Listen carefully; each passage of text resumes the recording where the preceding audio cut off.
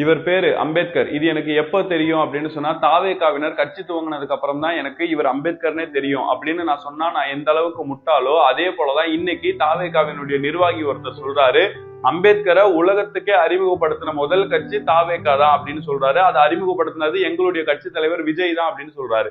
ஆனா தமிழ்நாட்டுல 75 ஆண்டு காலத்திற்கு முன்பாகவே திராவிட முன்னேற்ற கழகம் தோன்றிய அந்த நேரத்திலேயே 1997 இந்தியாவிலே முதல்ல சட்ட பல்கலைக்கழகத்தை அதுவும் அம்பேத்கருடைய பெயர்ல துவங்கினது முத்தமிழறிஞர் கலைஞர் தான். அதே நேரம் அம்பேத்கருடைய சமூக நீதி பார்வைகள் மக்கள் மத்தியில கொண்டு போய் சேர்க்கப்படணும் அப்படிங்கிறதுக்காக அம்பேத்கருக்காக நினைவு மண்டபம் கட்டினது திமுக.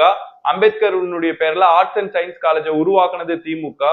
தமிழ்நாட்டுல சமூக நீதிக்காகவும் சமத்துவத்துக்காகவும் ஒருத்தவங்க பாடுபடுறாங்க அப்படின்னு சொன்னா அவங்களுக்கு ஆண்டுதோறும் அம்பேத்கருடைய பேர்ல விருது வழங்குறது திராவிட முன்னேற்ற கழகம் தான்.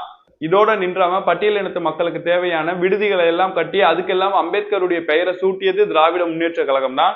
ஆனா இன்னைக்கு கட்சியை துவங்கிட்டு அம்பேத்கரை உலகத்துக்கே அறிமுகப்படுத்துறது நாங்க தான் அப்படின்னு சொல்லிட்டு சில நபர்கள் கிளைம் பண்ணி முட்டு கொடுக்க பாக்குறாங்க. இங்க வரலாறு பேசப்படலைன்னு சொன்னா வரலாறுகள் மாற்றப்படும் அப்படிங்கிறதுக்கு இந்த மாதிரியான ஆட்களுடைய பேச்சு சான்றா இருக்கு.